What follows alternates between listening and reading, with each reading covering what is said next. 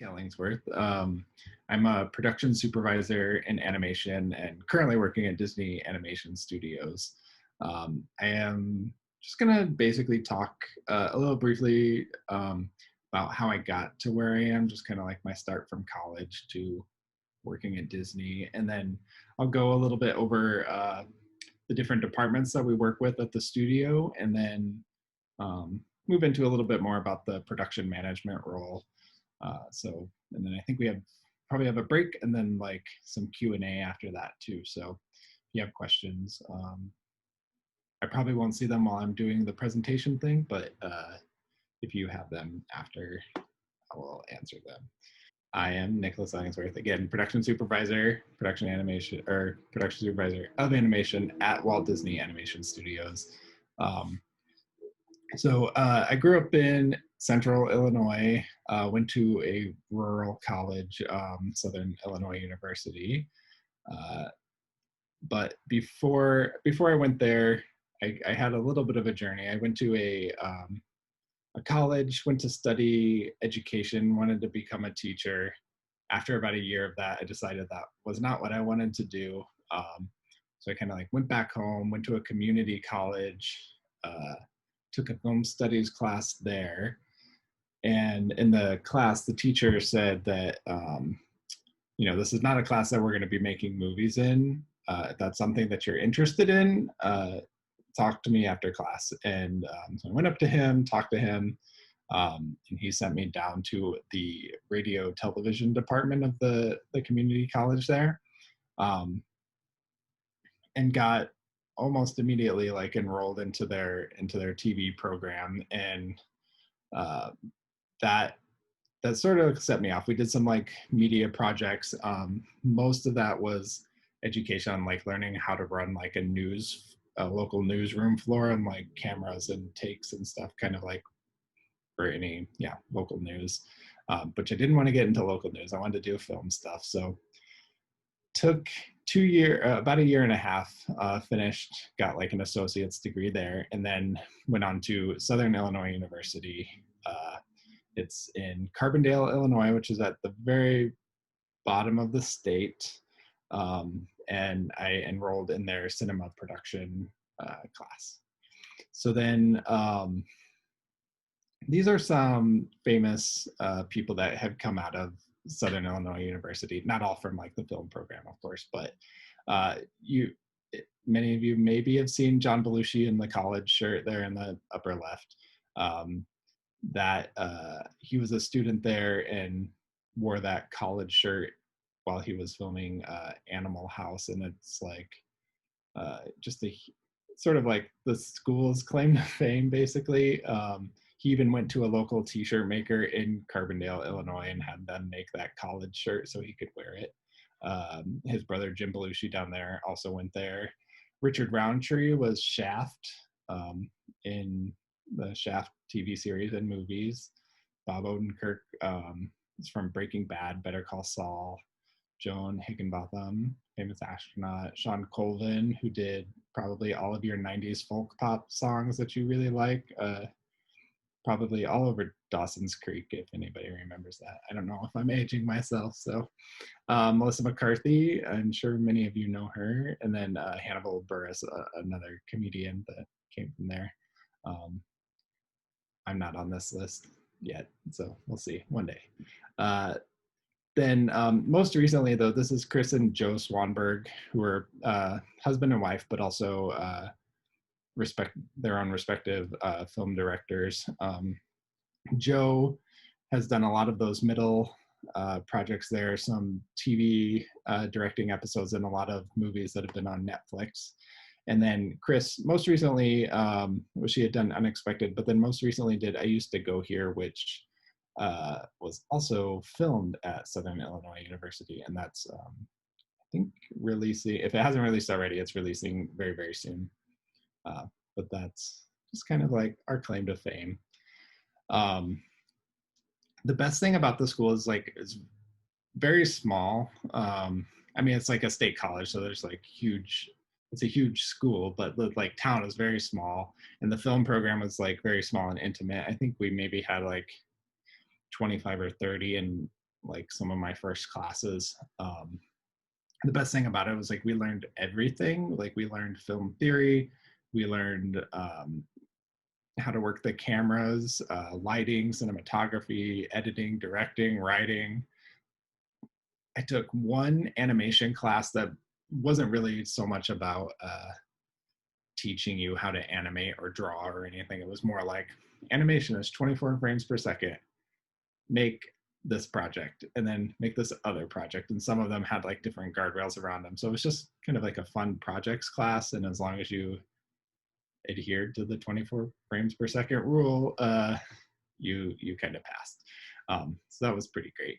Uh, the one thing though too is like we did learn all these cameras. Like we worked with Super 8, like these old Super 8 cameras for kind of like our intro to film classes, and then ended up working with like 16 millimeter.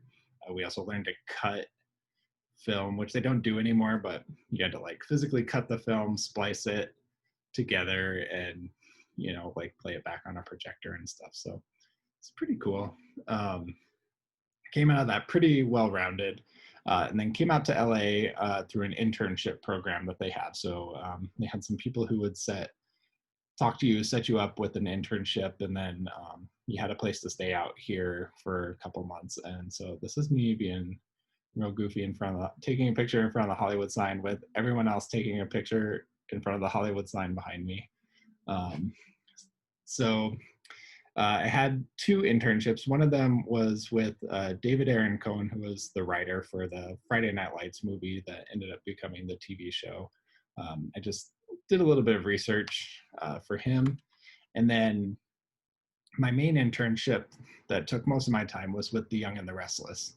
And I was not super thrilled when I found out that's where I was going to be going. I was a little disappointed, but I did go in just like wholeheartedly, put in like 110%, and found that it was actually like a very rewarding experience. I met some really great people working on it.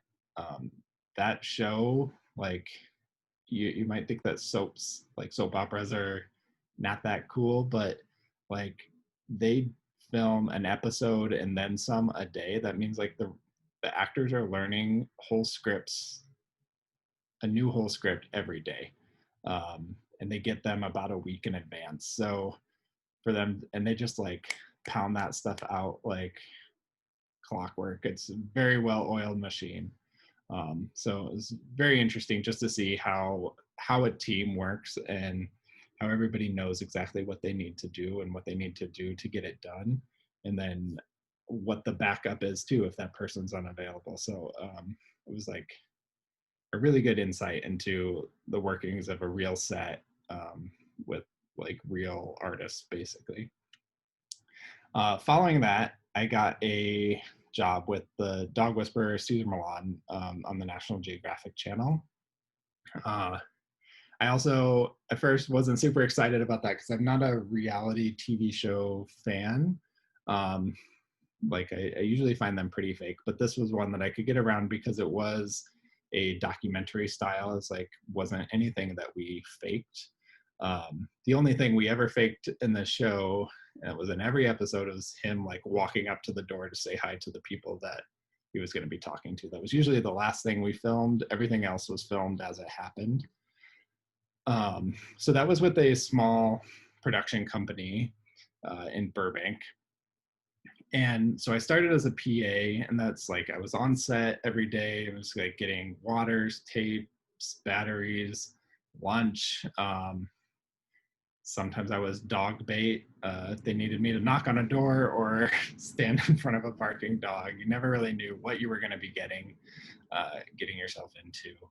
Uh, One of the perks of it though was like I was the on-set photographer. It's just I had a little digital camera and I would take pictures throughout the shoots, and then those pictures ended up becoming the publicity stills that you would see like in magazines and online articles. Some of them even got printed in a few of his books. So I've got some like published photographs out there with photo credits. So that was kind of cool. And then, obviously that top left picture is me and the dog whisperer. The bottom 3 images are photos that I had taken that also like appeared in press and stuff. And then in the top right is actually an episode where I was dog bait, and so I occasionally appeared on TV too. So that was kind of cool. Um, the production company, like I said, was really small, and our team was really small. So I got to do a lot of different things that probably were outside my job description, like on any other probably higher profile show or something. So while after I was done with the PA position, kind of like on set, they moved me into the office, and I became like the script assistant and doing a lot of fact checking, because everything that we had said or presented on the show had to be based in like in fact or in science. So we couldn't just say things willy-nilly. Like they all had to have some backup to them. The other part of that job too was monitoring our editors as they progressed through segments, getting narration from our writers, having it recorded, doing transcripts of the segments, delivering our segments to the network, getting those notes, taking them back to the editors and the directors. I also got to write some of the promotional copy that would also sometimes appear in like press releases and that. So that was kind of cool. Also got to do even some shooting of some footage for the episodes. We always had like follow-ups with the dog owners at the end. And I would shoot and like interview them and get that material there for the editors and stuff. So it's like in a very short amount of time, it was like I was being published, like had published photographs in news articles. I was having footage that I shot that was on TV. I was on TV. It's just kind of like a really crazy thing to even imagine, you know, even a year, 2 years before that, like didn't even seem possible. So, and this is our part of our team. Like I said, it was a very small crew. And we did an episode with Jada Pinkett Smith. So this is at Will Smith's house, which is kind of cool. But again, it was just like another glimpse of like that super well-oiled machine of everybody knowing what they needed to do, when they needed to do it by. Perfect example of communication, teamwork. So it was very, very rewarding experience, and actually gave me a lot of opportunities that, like I said, I didn't even think were like imaginable a few years before that. Though I started to get to a point where I was like, okay, I think I've gone about as far as I can go here. I love the people that I worked with, and I actually stayed there probably longer than I should have because I liked working with them so much. Excuse me. So we went on hiatus, and I decided not to go back before they came back for another season. And instead, I went to a new studio with a team of about 900 people versus 9. So this is I guess our class picture from a couple of years ago, in which I'm not pictured because I happened to be on vacation the day that they took this. So like I said, our studio has about 900 people. 80% of those are like artists, technology, production management. And we have about 450 people on a movie at any given time. So we kind of run in cycles, like trying to release a movie a year. This is me, I think, my first day there.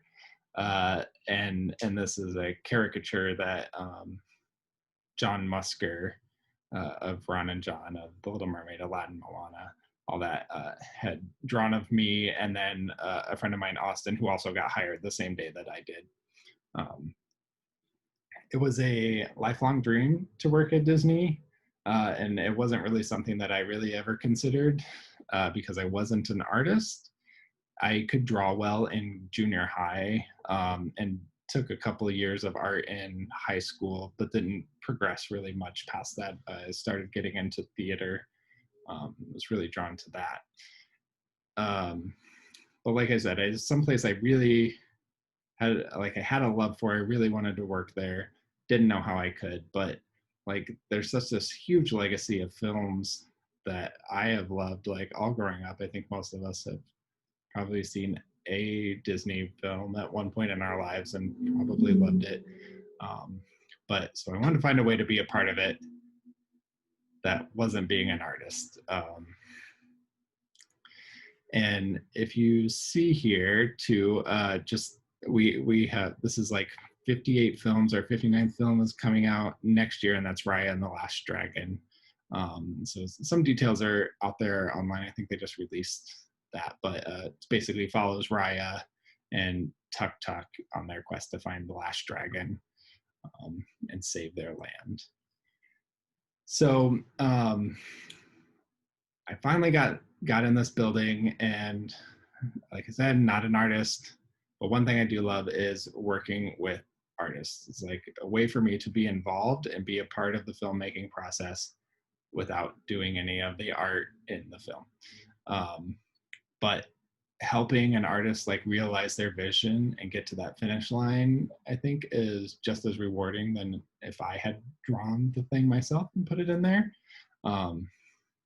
So let me go over just a few of the many of the departments that we work with. Please know that this isn't a wholehearted look at everything.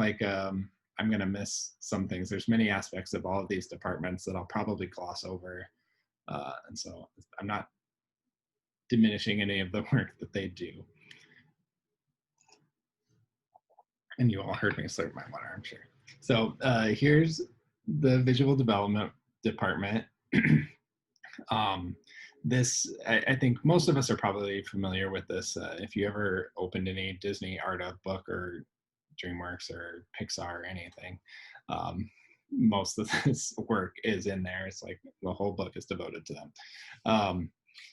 So they do a lot of like what we will call some blue sky art, which is kind of like,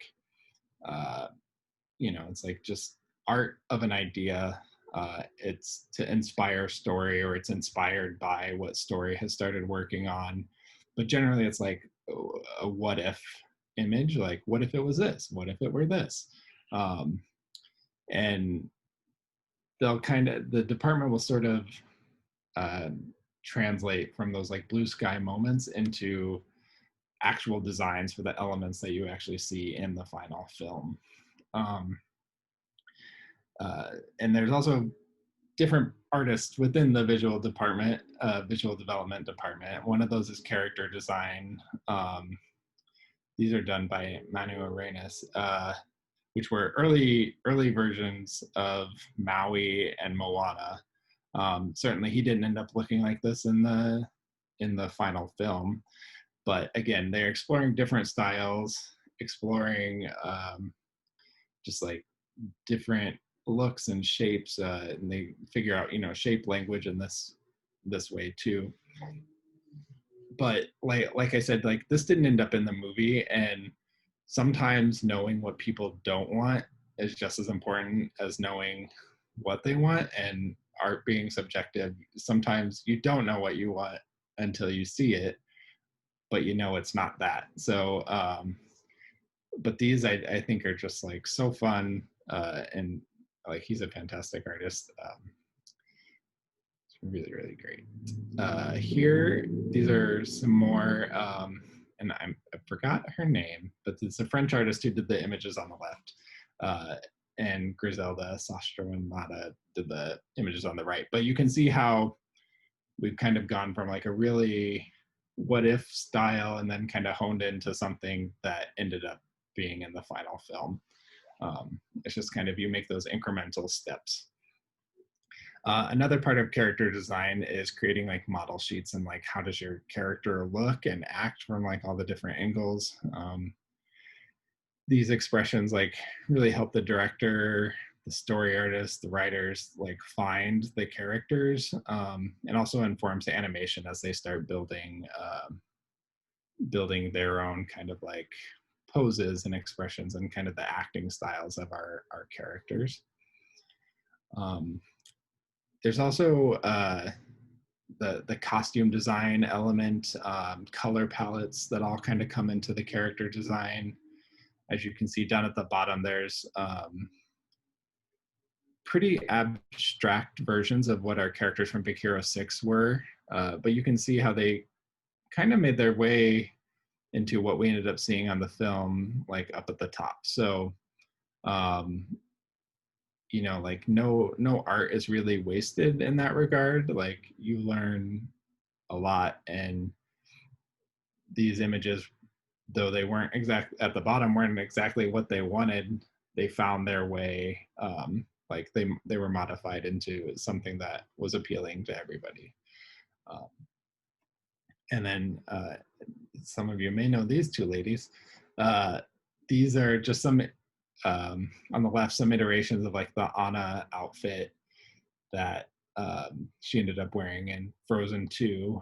And it was actually an outfit that was designed for Elsa first. And I wish I had had that image that I could have put in here, but it's in the art of book if you grab that. But they had designed it for Elsa and then thought, you know what, it actually would be better for Anna. So it's just like a fun look into the creative process. And then on the right, we have like a finished design for the Snow Queen Elsa. Spoiler alert, I'm sorry.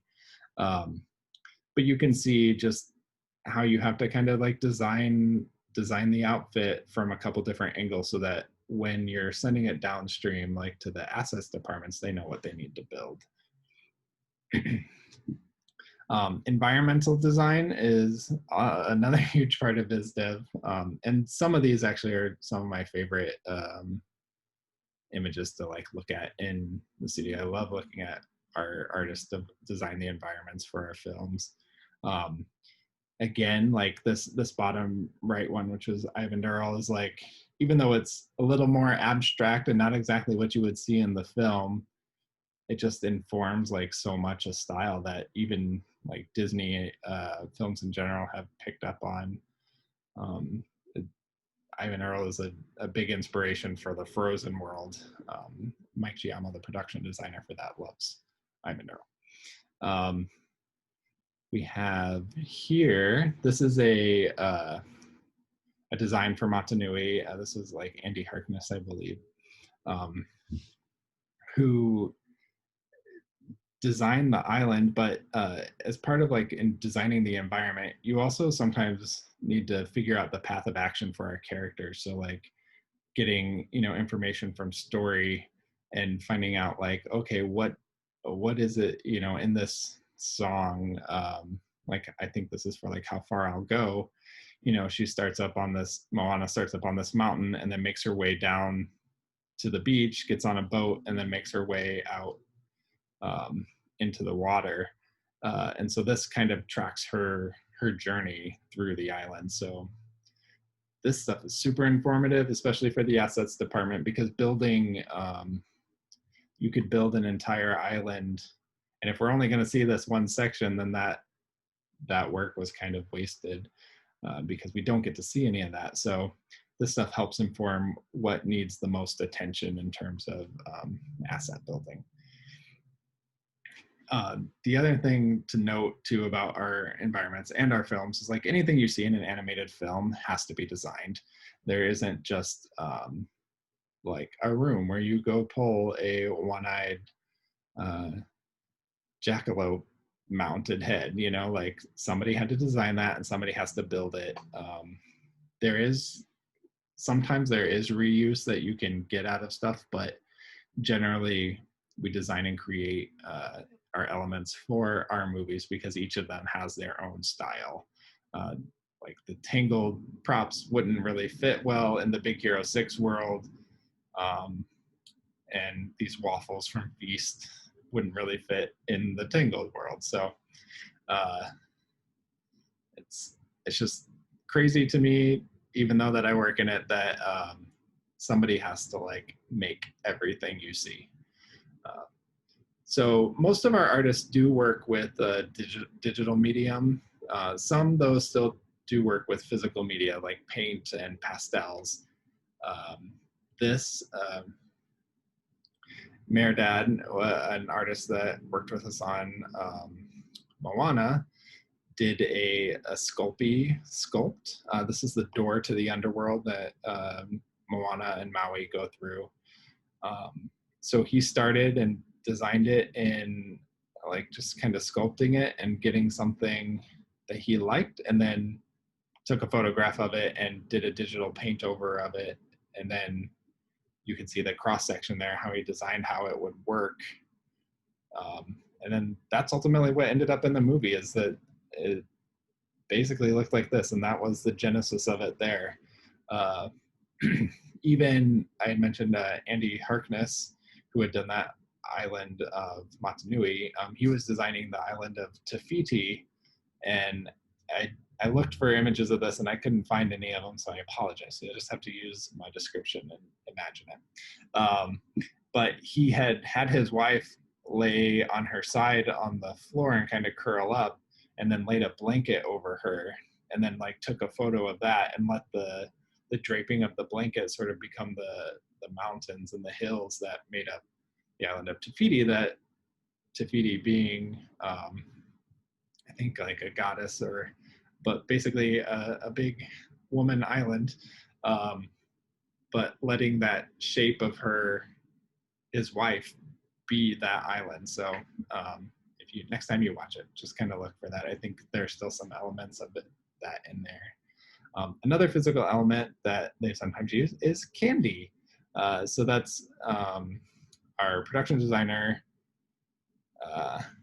Mike Gabriel there in the bottom left, and then Brittany Lee, who was working as an artist on Wreck-It Ralph.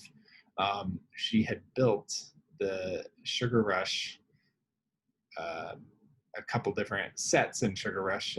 There's the like racing starting line, all out of candy and cookies, and she did like paper cutouts of these little boxes. Incredibly detailed, and I think it's somewhere now. I don't know if they slacked it or whatever to keep bugs from getting to it, but it was there like when I started working, and it was just such an incredible thing to look at, because I can't even imagine having made this myself. But they even, like physical art like this was even super helpful for lighting. They took the whole thing outside at different times during the day and got reference from it and see how the light was interacting, how it was shining through like the gummy candies, how it was reflecting off the foil wrappers. It was all super informative. And then, essentially almost one-to-one made it into the film in basically the same way. So, doesn't hurt to think outside the box a little bit, or outside the candy box a little bit, sorry. Another aspect of visual development is color keys and lighting design. We have several artists who are just like devoted to this. The lighting and color often set the moods for our films. I'm sure you've seen, the older Disney films, like anytime you see lime green, that kind of means something bad is happening. The villain is there, that kind of thing. So that all kind of comes into play. And especially like with our like color scripts, this is a partial color script from Ralph Breaks the Internet. But you can track just, the beginning of the film, I think all the way through the princess sequence, and just kind of seeing, you can quickly tell like time of day, kind of the mood, tone of stuff. I don't know, I find these things really fascinating to look at. And then that was Helen Chen that did this, who is a phenomenal artist that we work with. So while BizDev is kind of going down their path, story and editorial are also going down theirs. And again, story and editorial and BizDev kind of have this yin-yang relationship where they feed each other. It's really good balance. So the story and editorial teams, the story will build the movie in storyboards, and then they send those down to our editorial team, who cut them together with audio, with like dialogue, music, and everything. and they just literally take the pages of the script, transform them into images, and put them up on the screen. And I think most films do kind of screening cycles where you put the whole movie up and you watch it all in storyboards, and you're able to like get the timing, the comedy, the emotion, and kind of see what areas of your film are working and what areas aren't. um, some of our, like, well, most all of our epic moments and our comedic moments are all conceived in story.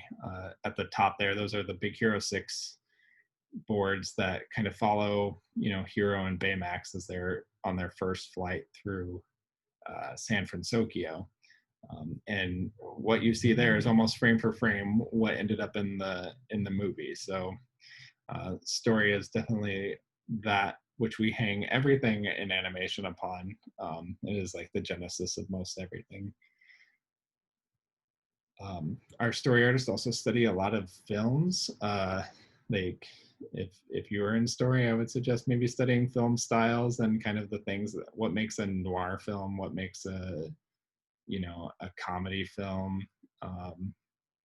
Like looking at something that Wes Anderson directed with like very flat two camera framing and composition is usually considered like comedy, and like and that's very different than something from, I don't know, like Lord of the Rings, which are these big sweeping epic shots, moving crane shots and that. So like the way you board out a scene, or the way you shoot a scene like with a camera, can quickly like determine how you're going to feel when you're watching that. And our story, most of our story artists also like watch a lot of films because they do get some of those like composition tricks on those lighting cues. They do need to know quite a bit about what happens in a film and how you sell that, and having some spatial awareness of like where you are within a set. Something's taking place in a room, like all of your boards can't be different that you can't tell where that character is in that room. It's like you need the audience to be able to track your character on their journey. And so they also do a lot of out of the box stuff too. Like, so Norman LeMay, as he assigned his storyboards here, on the right, you can see that moment from Moana, like in the Tamatoa's song, where he kind of turns on his bioluminescent day glow, and kind of disappears, a little bit like the Cheshire Cat. But all that kind of started in story, and ended up making it onto the screen in the end. So it's very cool. So again, like everything that you see in VizDev, everything you see in story, eventually needs to be built so that you can make your movie. So moving into our character, into our assets, like our character teams, will start building the characters based on like the VizDev that they've received. Just want to caveat, there is a lot of work that goes into making a character in an animated film. I'm sure some of you already know, but I'll probably leave out some information, gloss over something. Again, not trying to diminish their work. It's probably I just forgot, but it is truly a collaboration between art. We have modeling, rigging. We have look development, who does like the textures, simulation, who sets all the cloth and hair sim parameters, and then animation. So 1, 2, 3, 4, 5, 6 departments all working together in kind of like a circle where there's do a little bit of work, pass it on, do a little bit of work, pass it on, get some feedback, go back, do a little bit of work, pass it on. So it just kind of will continue to spiral in that in a good way until we get something that like we're really happy with, is really appealing.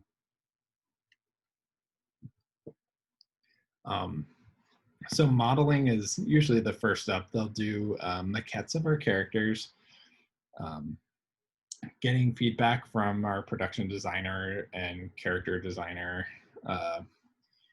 just kind of noodling any kind of art direction until we finally get something that we're happy with. It looks good from kind of all angles. And then that model will get baked out. They also model all the clothes that you'll see.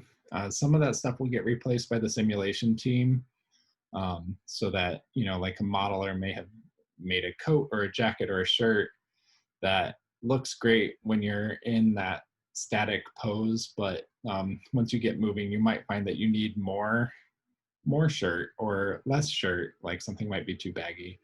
A simulation starts working. So, but the goal is that you get something that is appealing from all angles and with all expressions, because you are going to see it from all angles in the film.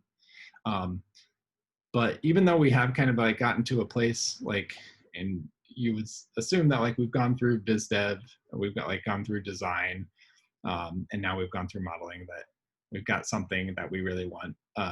But like here's an early version of Elsa that wasn't something that ended up in the film. Her face and body generally stayed the same, but it's like the clothes, the hair, and all that all kind of got redesigned. So, though, assuming we have gotten a model that we're happy with and is how we want to move forward, it'll go to our character TDs in the rigging department.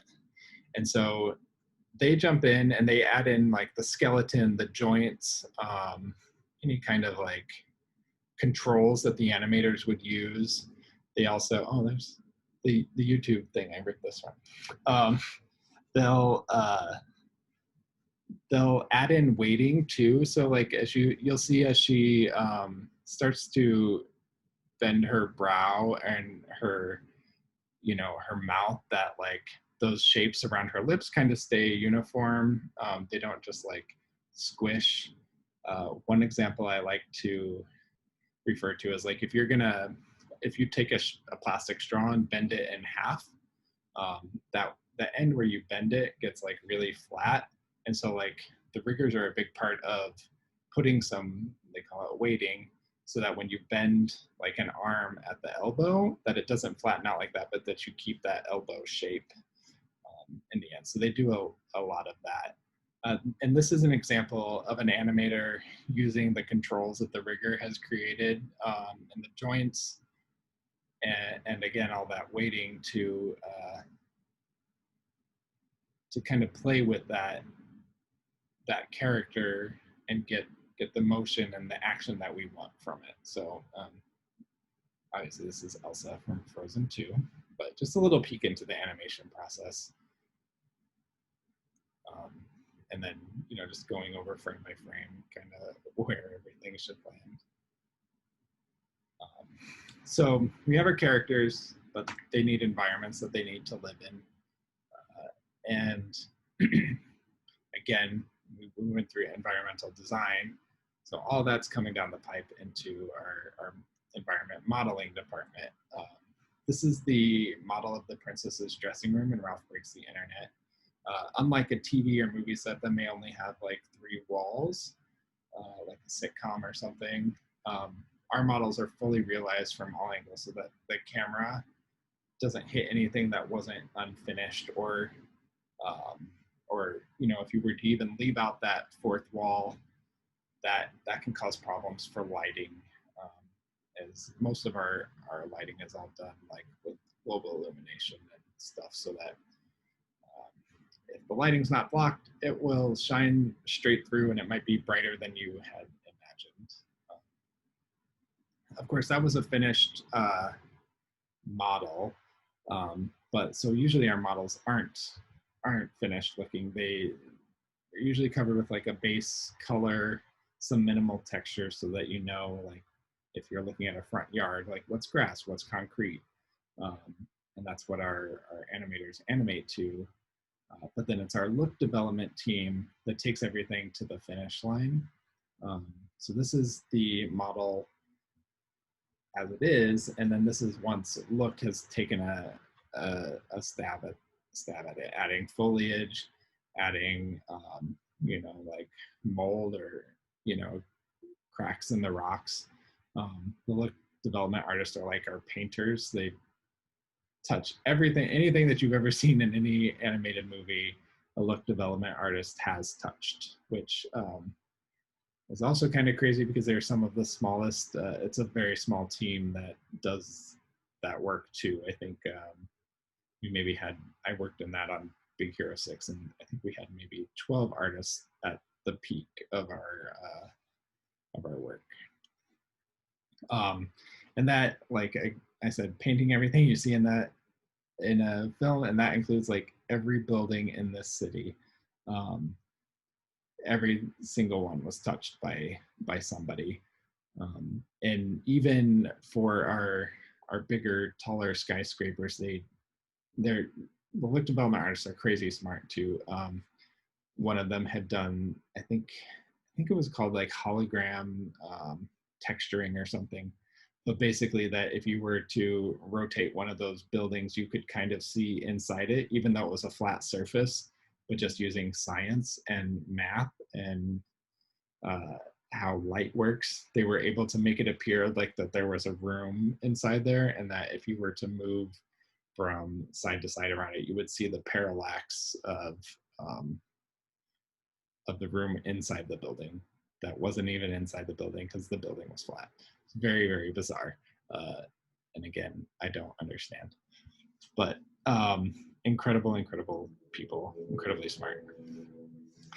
They also do, in addition to our environments, they do our characters as well. The look development team, they do the skin, they do like the baby hairs that you have like on your face or like on your hand or arm. They also do the hair that's on your head, like those grooms.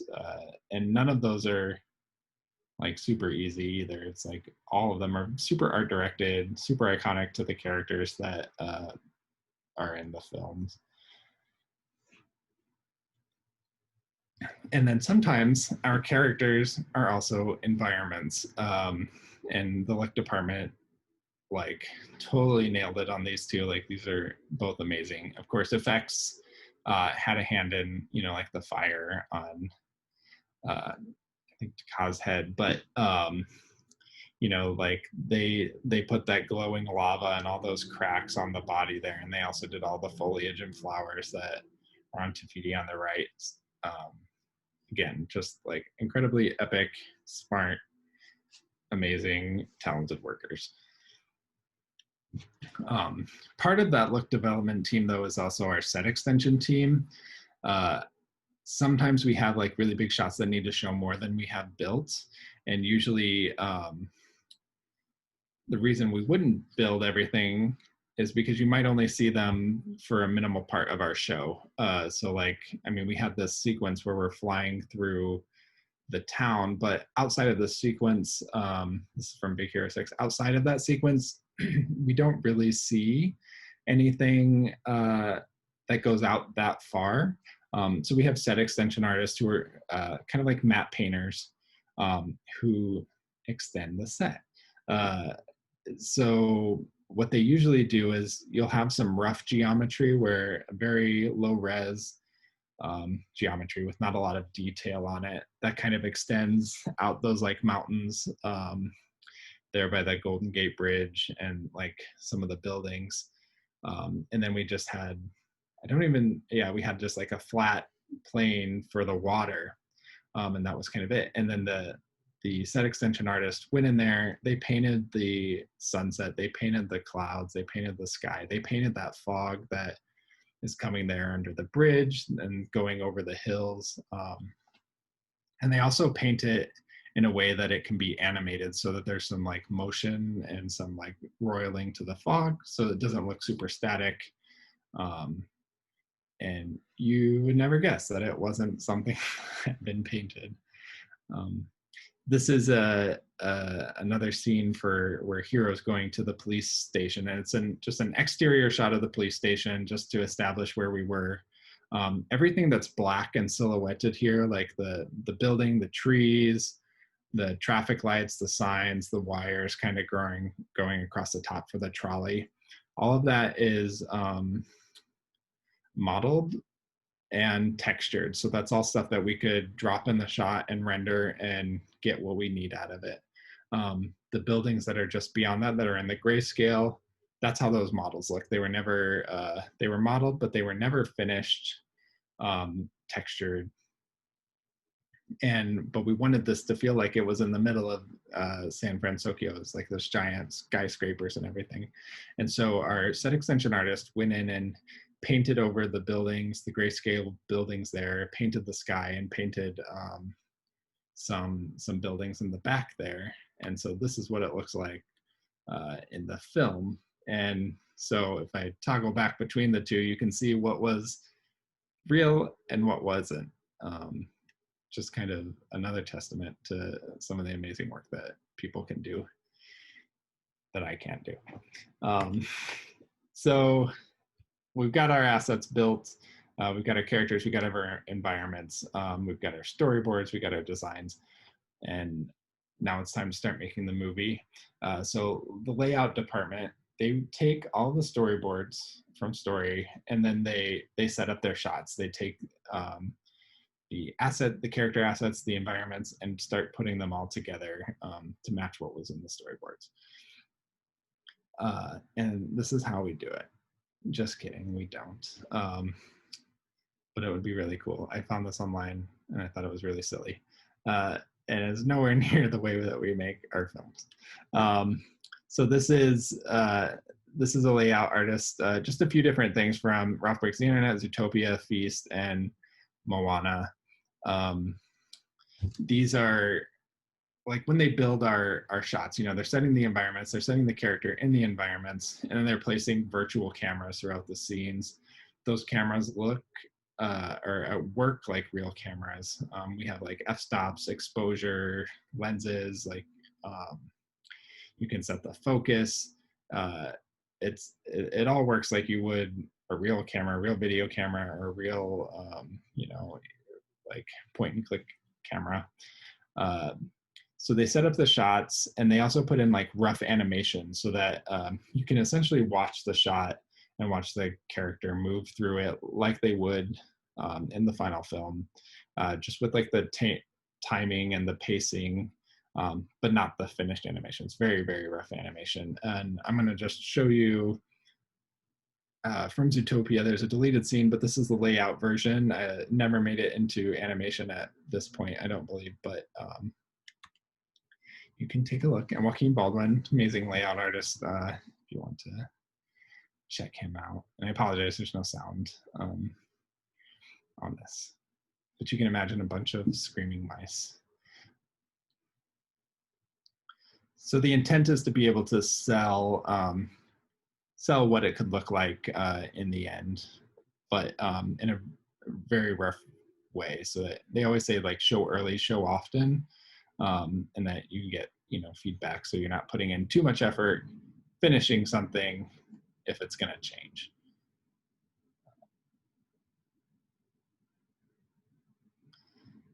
So that gives you just an idea of how a layout would set up a sequence, and they do that for every sequence. So once you've got your layout bought off on, then it moves over to animation. And obviously the Disney company is known for and was founded on animation. And that legacy is not something the studio takes lightly.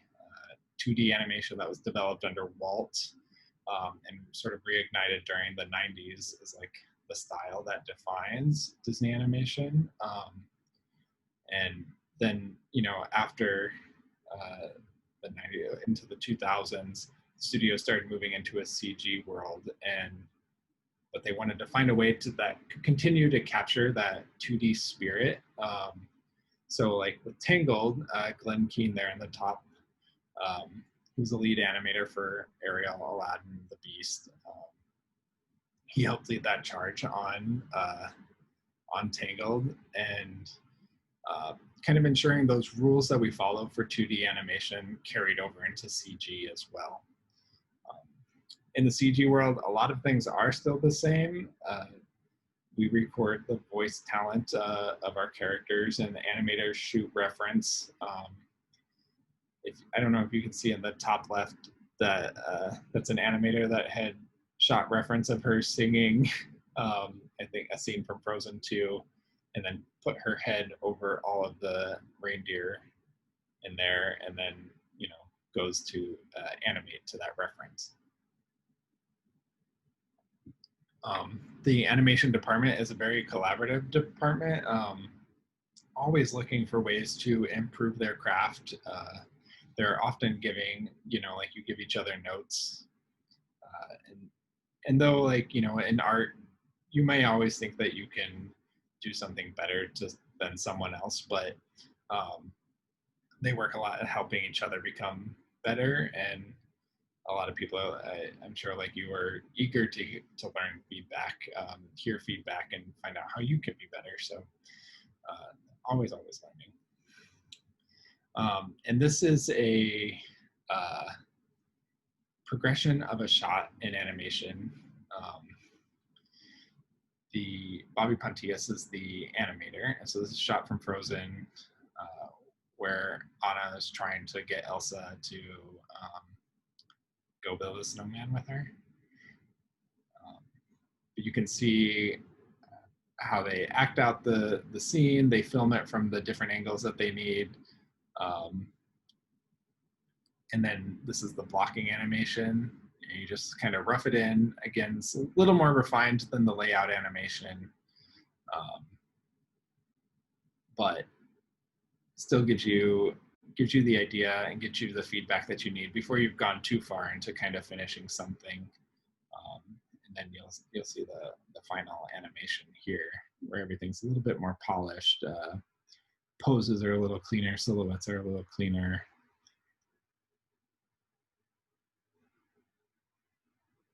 You can almost hear her singing. So after something's approved in animation, it moves into tech anim, or technical animation, sometimes called character effects at different studios. This is where our character TDs, they add motion and simulation to the hair and cloth. They can sculpt the characters as well as like kind of clean up silhouettes and poses that couldn't quite be cleaned up in animation. They have a few more tools that kind of aid in that. This department, I worked with them in Rolf Breaks the Internet, and they're truly underrated. They do amazing work, very talented. And if they're doing their job well, you shouldn't really notice them. You know, if you're really noticing kind of how the hair is moving or how active the cloth is, then they probably didn't do such a great job at it. So you want all of that work to feel supernatural, not like a ghost, but really natural. So they were a big part of the Knock, the water spirit that's in Frozen 2, helping set that mane to look a little otherworldly, and flowy and watery. Basically a sheet that kind of gets some wind motion on it, or underwater motion, depending where it is.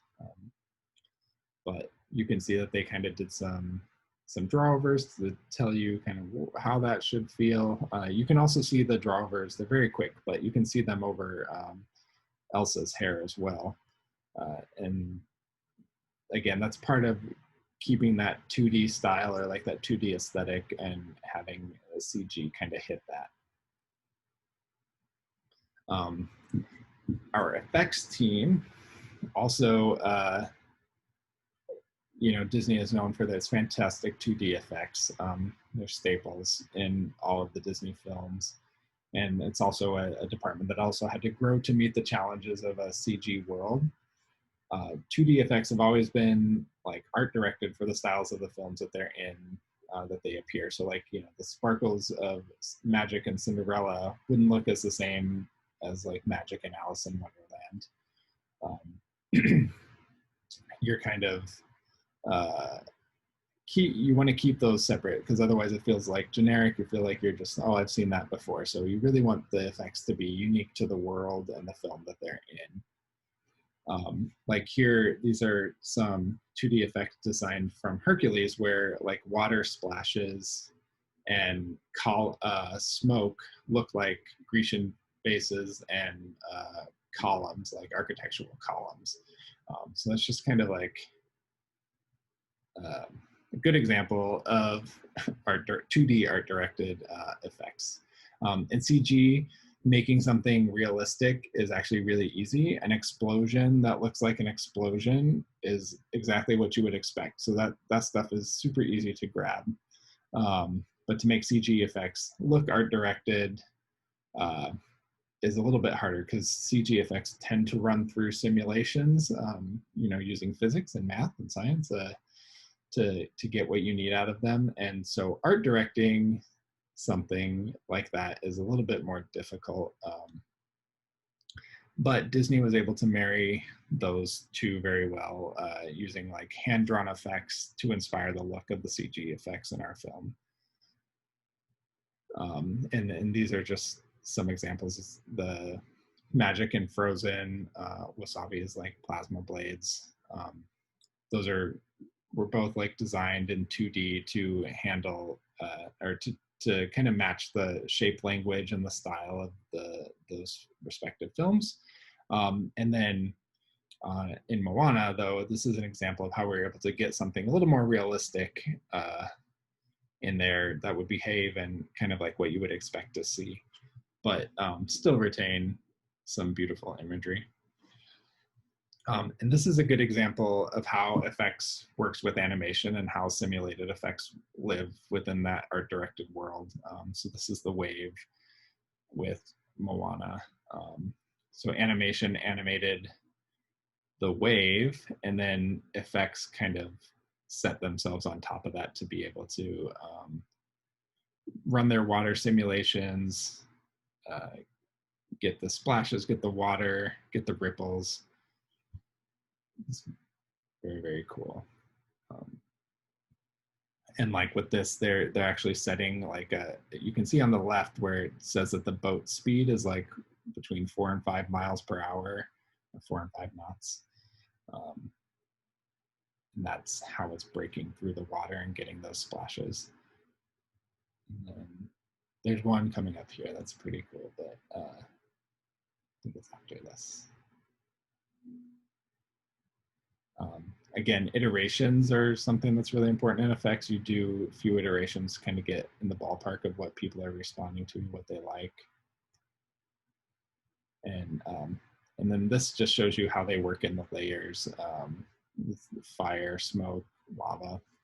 I'm sorry, it cut off so quickly there at the end. So once everything's kind of gone through those departments, layout, animation, tech anim, effects, they go to lighting and stereo. Stereo obviously adds a lot of really cool depth and dimension to our films in CG, and lighting packages everything up and just makes it very shiny, as Tomatillo would say. And here's like a good example of how the look development team and lighting work together to kind of bring everything in. You're seeing kind of like grayscale models, and then after look has gone in and done all of their work, and lighting has gone in and just like amplified everything and just really brought it up, accentuating silhouettes. Just pretty fantastic. And the lighting team, which is at the very end of the movie, just always knocks it out of the park. So what else? So that's most of the major departments at our studio. There's so many more. I probably don't even have them listed here. Like we have our creative legacy departments that create all of the material and content for the parks and resorts, or like TV commercials. We have marketing, talent development, HR, security, creative development. The list goes on and on. So if you didn't see anything there that I talked about that you didn't like, maybe there's something on this page. So now I'm going to talk a little bit more about what I do. So this here is like the 1943 Disney animation pipeline. And if you can see in the middle of that circle there, they're all the departments that I talked about. The layout, animation is in there, ink and paint, which isn't around anymore because this is 1943. But in a sense, they're all kind of in the middle there. And then the large circle that's around it is production management, and that's the department that I'm in. We're usually assigned to those aforementioned creative departments where we partner with the creative supervisors or artistic supervisors for those departments. And then we kind of assess and plan and schedule and lead those departments to completion. These are a couple clips or a couple of images from the Disney Plus Into the Unknown, the making of Frozen 2, in which I make a very stellar appearance. And I'm saying something really important and everyone's listening to me. But I don't actually speak in the scene because somebody's talking over me. It's fine. I'm not mad. But a lot of our work is with each other. And if you are interested in the making of like animated films, that is a pretty good picture of how it's all done. But these are from a morning meeting of the production management department where we would get together every morning and talk about the hot things that are going on in the film, what things need to be done, coordinating with each other, disseminating information that we get from show leadership down to our teams, all part of that. It's a really interesting department because you do get a front row look into filmmaking. Like you're always in the room where it happens. Like you were sitting there with, the CCO, you're sitting there with the directors, you're sitting there with the producer while decisions are being made, working along with finance and your associate producers, and just VFX supervisors, lots of like incredible informative conversations where how are you going to tackle like this big problem. It's I don't know how to like describe it any other way, and that's just like really you get like a master class in filmmaking as part of this. So this is the less visual part of our job. Because we are tracking and monitoring and scheduling the shots of our movies. And we've got like 1,500 shots maybe per movie. You need to figure out a way to track it all and make sure that it's getting done and know what is done and where it is at in the pipeline. So we use Google Docs for some stuff, but we also use Shotgun, which is a production tracking tool, and that's all part of our skill set, is that we learn these things and how to use them. Again, not as visually exciting, but once you know it, it's really cool. Just trust me. The typical track of someone in production management, and I'll start at the bottom and move our way up, is like you become a production assistant, and then at one point we didn't have coordinators, but now we do. So be production assistant, going to production supervisor, production coordinator, and then to supervisor, production manager, associate producer, and producer. We like to look at this. A production assistant kind of handles the day-to-day of a given department. So like in animation, they're making sure that animators have what they need to keep working, that they're going to have their shots in for dailies, they're going to run the reviews so that the directors can give notes to the animators. And then following up, troubleshooting any problems that kind of come up. The production coordinator is looking out for like a week to a month, anywhere from a week to a month ahead, knowing like, oh, well, this animator is going to be done with all of his work this week, so he's going to need more work next week. We also have a new sequence that's coming up in 2 weeks, so I need to make sure that everything is ready to go for that so that we can get that issued from directors. And then the production supervisor is looking at the whole show over the timeline of the production, flagging, again, for like animation, like the sequence is coming up, we need to make sure that we have all the dialogue is recorded, that any kind of holds that we're keeping it held back in some other department. Those are getting taken care of, that we're getting like clean inventory that we can work on, and that so once it hits our department, it can just kind of fly through. Also strategizing with the heads of animation and the animation supervisors. Um, you know, if there's a particularly difficult sequence coming up, what can we do to make it a little easier, to get a head start on it? Kind of those things. And then our production managers overseeing the whole show, and the production supervisor reporting to them. And the production manager is also part of that strategy of the larger show, so that like here's a super heavy effect sequence that's in the film, but right now it's not scheduled to hit the floor until closer to the end of production, but it's going to take a really long time to get it done. So what can we do to bring that up closer at the start of production so we have a longer time to work on it? It's kind of looking at those things. Our associate producers, they deal a lot actually with sort of building our team, making sure that like our artistic teams and our production teams are working well together, and also keeping an eye on the budget. So you only have so much money to make these movies, and then and so much time to make these movies, and it can very easily balloon and get you throw everything into a movie and it'll get more complex, and it's kind of the AP's job to make sure that the complexity stays down so that the movie is manageable and that we can finish it on time.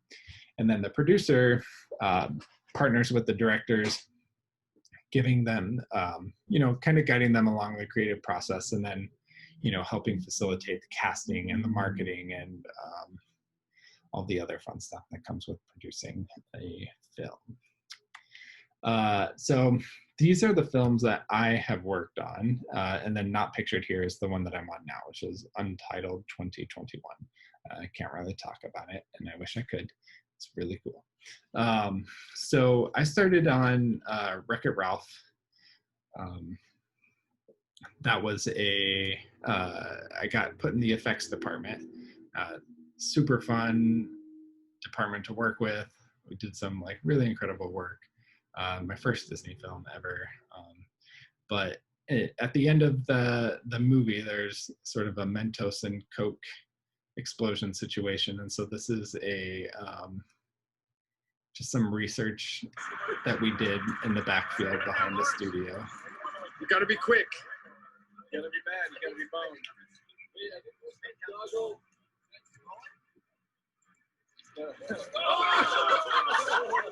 So, it's a lot of work, but there's a lot of fun that's had during that too. Next, I worked on The Little Mermaid 3D. So I was a production coordinator on this. And The Little Mermaid is my favorite Disney film. And so the thought of even having anything to do with it was just like way out of my mind, because we already made that in 1989, right? So getting a chance to work on this was just super incredible. We worked with a vendor down in San Diego called Legend 3D. They did all of our stereoscopic conversion, but we reviewed it all in-house so that it stayed with the quality and the stereo aesthetic that we have established with our stereo supervisors. But, so we kind of monitored all that work and making sure it was getting done on time. We also, we did color timing and stuff inside our studio, and that was some of my my favorite stuff, because I was sitting in a room. There was no audio, but you're just like watching the film and making notes on color. And then that was with Ron and John. So just kind of like four of us sitting in a room and just listening to them talk about like, oh, this scene, this thing happened, or this scene, I remember when we did this, and just hearing those stories was like just something I'll never forget. And again, like having watched that film as many times as I did as a child, never imagined that I would be watching it with the people who made it. Then after Little Mermaid 3D, I went on to Big Hero 6 and worked with the look development team and set extension teams. This was a huge learning uh, like experience for me. The film was huge, obviously. Um, so just kind of, it was my first time really scheduling and kind of tracking assets through a department, both character and environments, and then also having to schedule and track the shots through set extension. So it was kind of like my brain was split in two, but extremely rewarding experience. And again, the team is very small, but incredibly talented and really plowed through a lot of work in a short amount of time. This is our Zootopia animation team. So I was in animation as a coordinator on Zootopia, and this I often refer to this as one of my favorite experiences at Disney. It was very hard. I'm sure many of you know that the story, we kind of changed the perspective of the main character. It had been Nick Wilde as the main character, and then it swapped to be Hobbs as the main character. And the impact of that, like when that happened, it kind of put a lot of things that were done out of picture. Like we had done a lot of work, and then all of a sudden that work was gone, and then we kind of had to catch up to where we were and then still finish the film in a short amount of time. And so it was a lot of, again, I say hard work over and over, but it was a lot of hard work, a lot of overtime. But the team was so great. We worked so well together, so positive, and even though it was hard, we were always smiling, and it was just like, again, I keep saying rewarding experience, but this actually was the most rewarding experience. Then going on to Moana, another rewarding experience, but for different reasons. This one, when I had first started at Disney, I worked in development, and so you work with the directors on their different projects, just kind of giving them kind of what they need and doing any research for them. And so Ron and John, it was just at the start of the inception of the project, and they were going to go to like the South Pacific area and do research on some of the Polynesian islands and that, and Melanesia, like Tahiti, going like I think even into New Zealand a little bit. But doing all that research, I was helping them prepare for that trip, and when they came back, I helped them disseminate all their artwork and their photos and stuff that they did. And got to be in some of those super early story meetings where they're just kind of like, what if it's about this? Or what if it's about this? Glenn Keane was still there. So I was like, I'm sitting in a room with Ron, John, and Glenn Keane, and we're just talking like about what could this possibly be? And then that's when shortly after that, I went down to the Ralph effects. But I knew I wanted to be on this movie, and as it rolled into production out of development, I, told the people that we work with, like, I have to get on this. I have to get on this. So finally made it on, working a little bit in the character assets department, and then ultimately finishing in the lighting department. So in some senses, I was at the very, very beginning of the film and also at the very end of the film, which was just like super incredible. And I'm so glad to have been a part of that. I won't say it's the most rewarding experience that I've had, because I already said that. So Ralph Breaks the Internet, became a production supervisor on this film. And this one also had its own challenges with a sequel, and but everything had just kind of, 6 years in CG changes a lot. Like everything was just kind of like the antes were upped, and the look and the artistry that you could accomplish was like so much higher than before.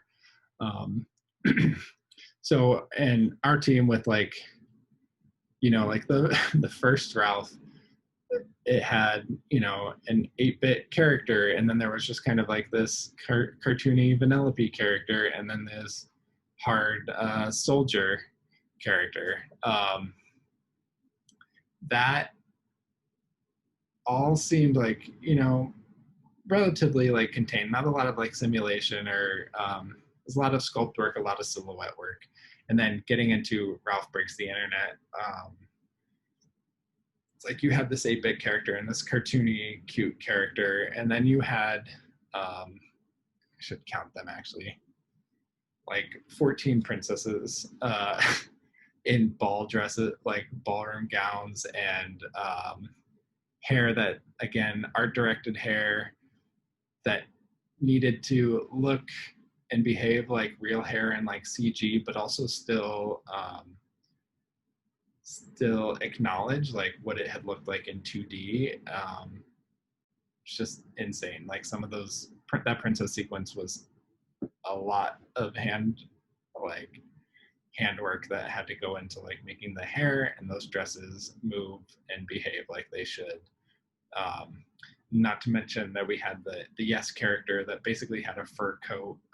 There's a reason you didn't see a lot of fur coats outside of Cruella de Vil.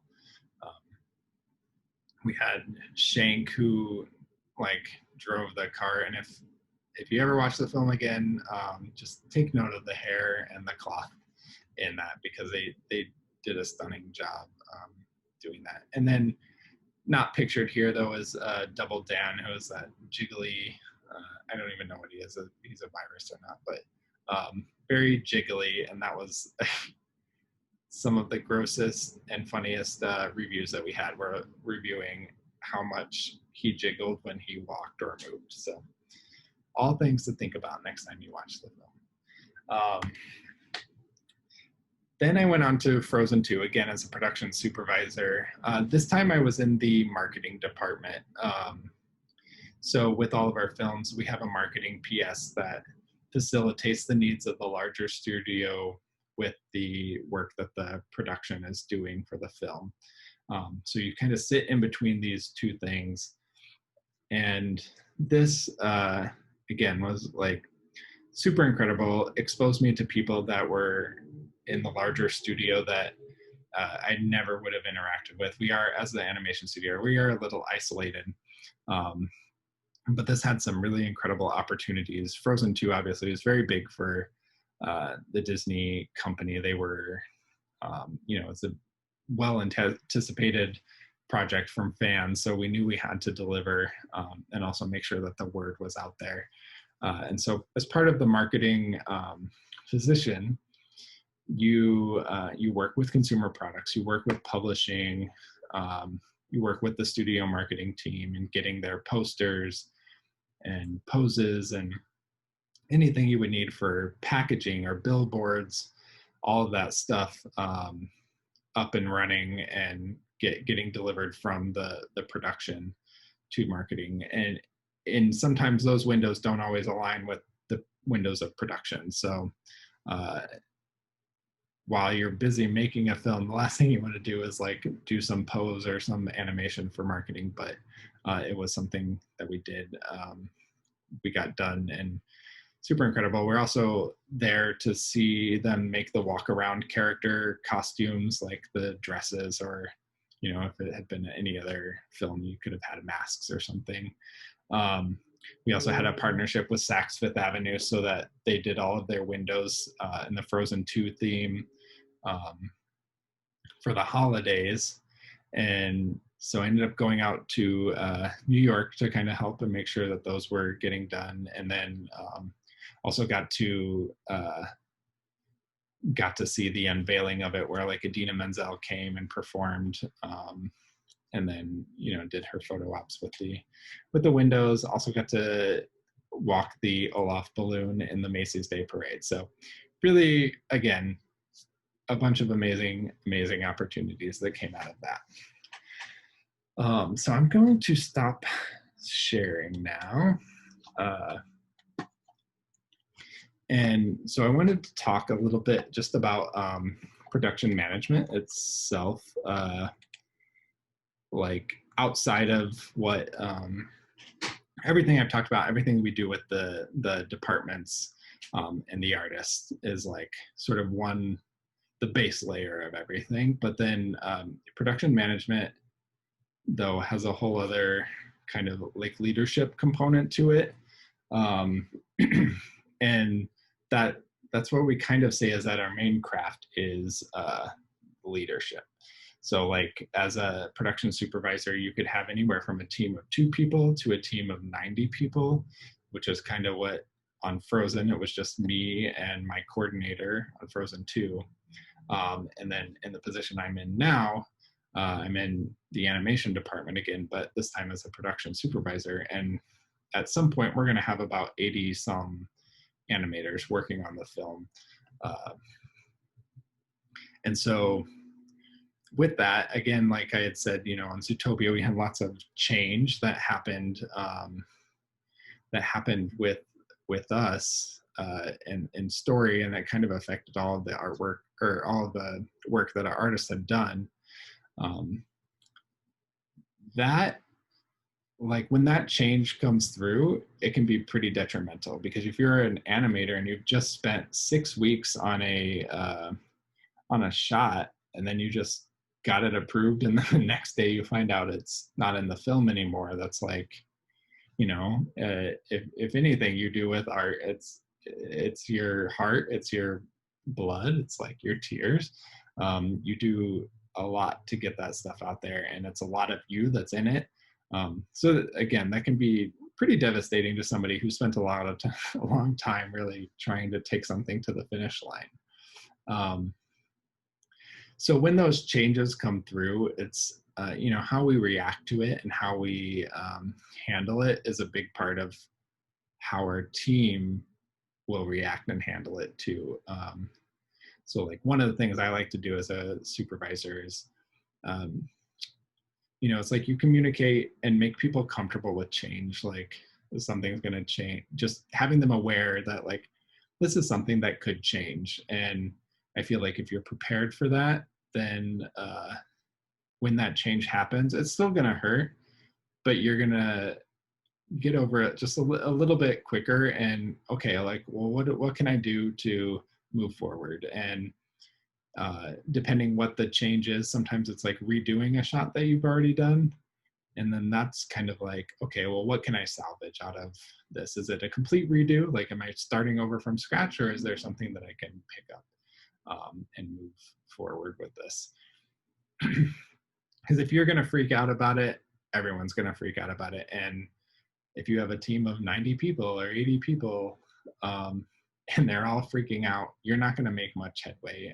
You're going to lose your team. They aren't going to trust you so much, because they saw you freak out, then obviously you can't handle it. So that's something that I always like to try to lead with, that like be compassionate about like the work that people have done, but also help keep people like moving forward. I think even with you know, COVID-19 is a good example of unexpected change. You know, like we got a email one day just telling us not to come to work tomorrow, and that we'll be out for 2 weeks, but take what we needed to get by in those 2 weeks. So everybody's like, oh, okay, I guess, you know, that's what we'll do. And then that 2 weeks turned into another 2 weeks. And then like now here we are, like almost 7 months later. But, you know, most people just took home what they needed for those 2 weeks. So we had to figure out ways to get, you know, communicate the needs of our departments, that so they could get back into the studio and get the things that they needed to work from home. Also, we had to almost like completely develop new ways of running reviews from home. At the studio, you know, we have big, powerful computers and big projectors, and, you know, nice, comfortable review rooms where you're sitting there and just talking about art and getting feedback. But then we also have now at home, you know, like you might be sitting there on your dinky laptop doing your work, and, you know, your child is coming in and asking you to feed them, and you're showing your shot, and your cat's walking across your screen. So, you know, like being comfortable with that stuff that's happening, and, you know, just trying to be compassionate again, and like having empathy for people whose situations might not mirror your own, or letting people have the room to kind of process what's happening. Like all of that is kind of falls under our production management banner. Um, Another thing that I really like about production management is mentorship. Again, like, we're moving up. We start as production assistants, become coordinators, become supervisors, managers, etc. So like as you move up, there are people that are kind of filling in that space that underneath you. And I really like working with like with PAs and coordinators that I haven't worked with before, that because they often come in and they're just willing to learn and being willing to learn from other people. And just as much as that they're going to learn from me, I'm going to learn from them. I like to sort of meet people where they are. If they're, like I'm a particular person. I like that things done a particular way. And sometimes for me, like doing it myself is almost easier than taking the time to teach somebody to do it. But if you kind of acknowledge like where somebody is coming from and like like I said, meeting them from where they are instead of where you expect them to be, I think will make that road a little easier. So, sometimes you have to explain things a little bit more often and in finer detail to somebody until they actually get it. But like once they get it, that they have it, and that because you didn't punish them or embarrass them for not knowing something, they're gonna like work harder for you. And I feel like with those kind of people too, it's not, you don't end up having them work for you. It's like they're working with you, and so you're always kind of like building a better team that's on equal footing and moving toward a common goal. So I think that's all I've got kind of about the production management. Cool. So then we'll be jumping into Q&A, and then I'll be switching off with Madison and Melinda.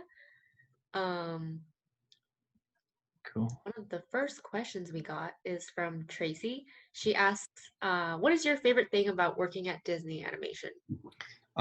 So I kind of alluded to it in the presentation, but working with the artists, that again, it's like they're people that I admire because they can do something that I can't. So I still can see artwork, but being able to walk into a building and just see amazing artwork all around, and to be able to work with and talk to the people that do it, and not always in like a oh my gosh you're so good like fanboy kind of way, but in more like an appreciation, and then having a personal relationship with them to be able to talk about the normal things like what you watched on TV and that, and did you see this movie? But again, just like they're incredible people, and we all sort of have the same goal of trying to make a film and put the best thing that we can up on screen. So being able to do that, I think, is the best part of it. And knowing that you were all part of it, everybody had a hand in it. So it's probably the best thing. I did see somebody in the comments had mentioned that Glenn Keane left Disney a long time ago, and he did. I started in the fall of 2011, and I think he left early 2012, like the spring, like February or something of 2012. So my Moana development time sitting with him was literally a meeting very early on in that year. So with regard to that, yeah. Though I had dreams that we would all become best friends. That didn't happen, but it's okay. Got new dreams. So Samantha is asking, if you have a list of layout artists and character design artists, do you choose which person would be best for the film? So like a person that worked on Zootopia, would they work on Moana because they worked with jungles? Oh yeah, that's a really good question. So we do, because it is a studio and the artists are employees of the studio, and we do have overlapping projects. Sometimes they are just, it's kind of like the need of the film or the need of the studio is where the artist work. They also take into account kind of like what the artists are interested in. So if somebody does love jungles and they worked on Zootopia in a jungle, um, that they might be like, I really want to work on Moana because I love jungles. So that sometimes happens. But we also, again, yeah, like taking into account people's experience and people's knowledge. If there are people who are super knowledgeable about the foliage of jungles, again, they're like Zootopia, though, is made up land.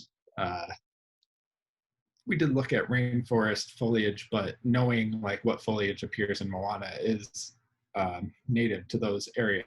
So some of it's like specific, but we do take into account that experience.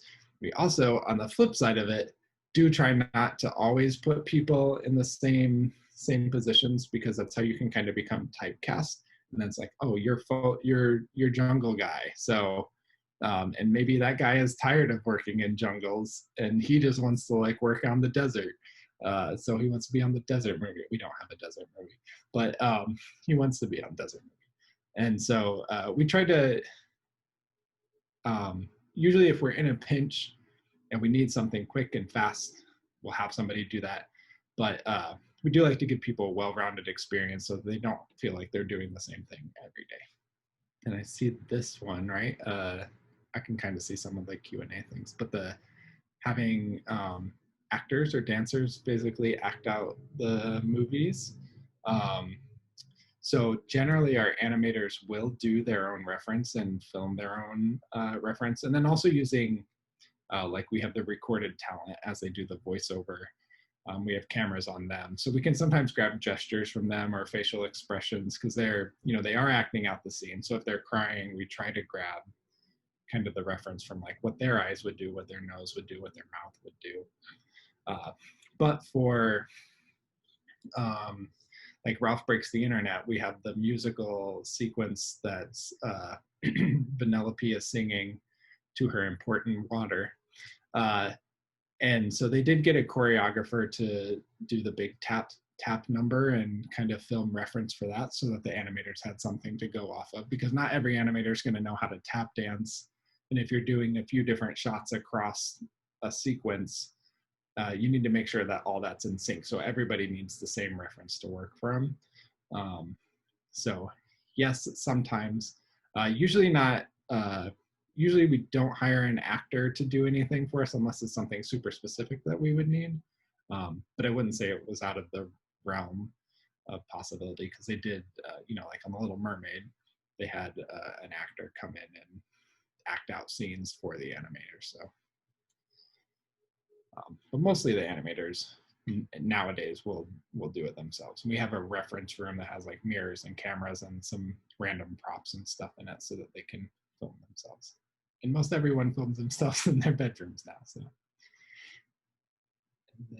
I was muted. Yeah, Daddy asked, what makes you feel excited to work in production every day? And she also says, thank you for all the information.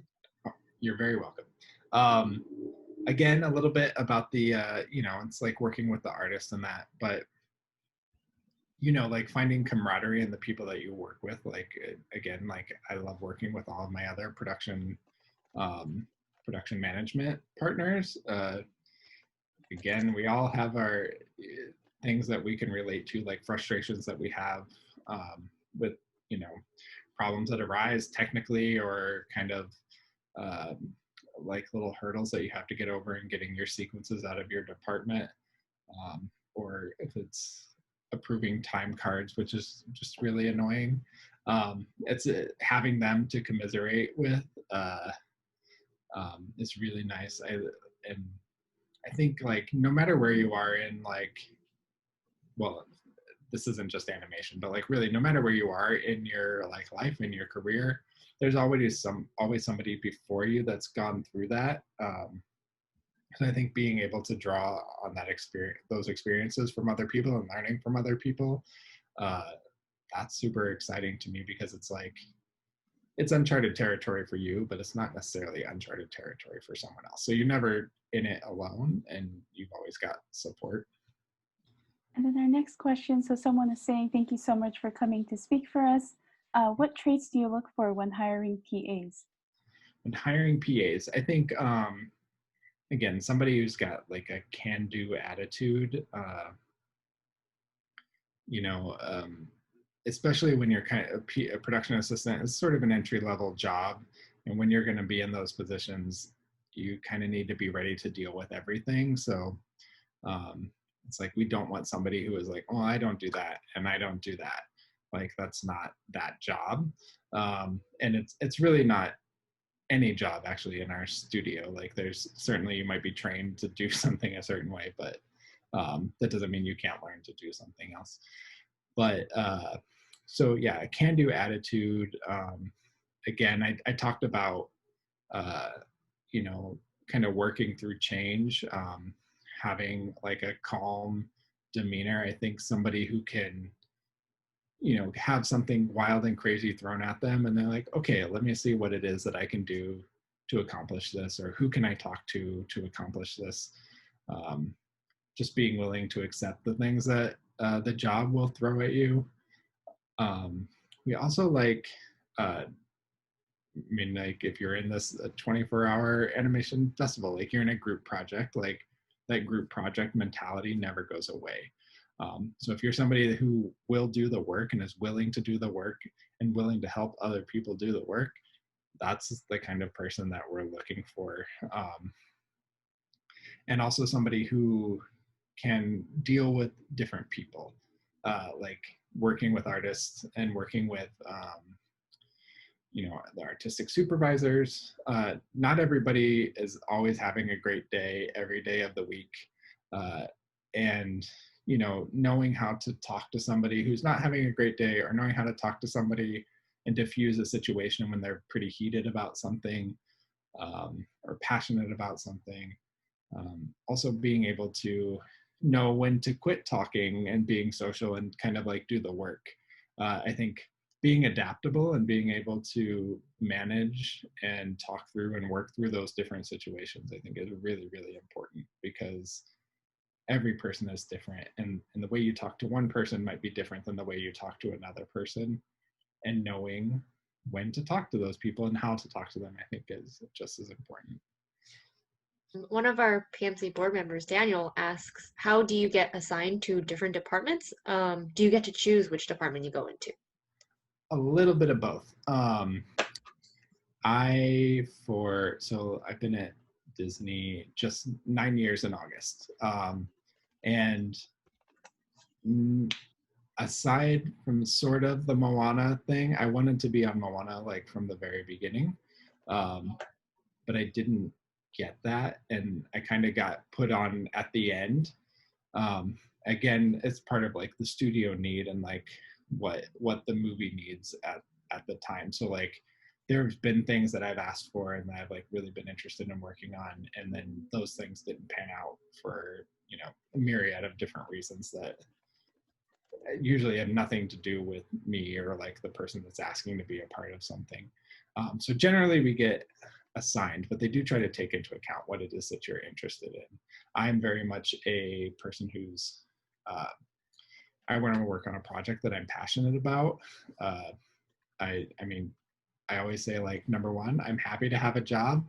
Number two, I would really, really like to be on this project because I like it more than this other project, or, you know, I feel particularly drawn to it. So that's usually, I vocalize my wish on a project, but sometimes that doesn't always work out. Sometimes you just get put where you are. But with the project I'm on now, that I can't talk about, and I wish I could, is one that I asked for, and the department that I asked for, and I got it. And it was like the first time in 9 years that I got exactly what I wanted. So, so yes and no, and it takes time. Russell is asking, how are ideas for movies presented, and how do they begin being made? Does someone pitch a movie to someone? Can anyone at the animation studio pitch an idea? And is it possible for people who are not a part of Disney to present a movie idea? See, yeah, super good question, because I think that's one a lot of people have too. So our studio is director driven. So our directors who usually kind of come up from the ranks, like story artists or animators, sometimes end up finding their way into the director's seat. They're the ones that come up with the ideas for the movies. And, sometimes they pitch 3 movies, 3 ideas that they're like kind of interested in or excited about that they have. And you like listen, the powers that be, the chief creative officer, the development team, they listen to them and decide which ones, like, oh, actually that has some really good elements. Oh, that one sounds like a movie that's being done at Pixar, so maybe we shouldn't do that. It'll kind of go through various stages of acceptance or rejection. But they're the ones that kind of come up and conceive and come up with all like the ideas and pitch those. There are programs, so we have, I think if you have Disney Plus, there's the Short Circuit program, and that is something that anybody at the studio can pitch. And they're like 90 seconds to 2 minutes long, little shorts. And anybody can, they do those like seasonally, and I think maybe once or twice a year they'll take pitches for that, because all that stuff is kind of done in between projects. But those would be really good for like anybody in the studio to pitch to and potentially get. Could somebody see your short, like in the higher ups of Disney, see your short and be like, that's the next director? Sure. It hasn't happened yet, but that doesn't mean it couldn't happen. And generally nobody outside of Disney is able to pitch, just because the philosophy of our studio is that they're director-driven stories. So you kind of need to be a director at our studio to pitch a feature film idea. Though for Disney, like the Disney studio proper, the live action side, and as far as any other studio goes, that is not out of the question. Though generally you need to have some credits behind you, even if they're short film credits or something, and maybe scripts that you've written, and you also need like representation. It's not like they just have an open door policy that you can come in. So unfortunately, because I think even a lot of people within our studio have ideas for movies, but that avenue to pitch them isn't there unless you kind of have the experience to back it up. So almost impossible, but I wouldn't say impossible. There's still a way. You just kind of have to put in the work. Another PMC board member, Keely, asks, what are the day-to-day tasks of a production assistant? Yeah, so production assistants, they, again, like sometimes like are the heartbeats of our film because they're just so helpful and they're everywhere and so eager to help. But like a typical day-to-day is like you kind of come in, our department calendars are kind of dictated by the director calendar. So director meetings will be set, and that like animation dailies are happening at 3:00, and they're doing all these other meetings up until then.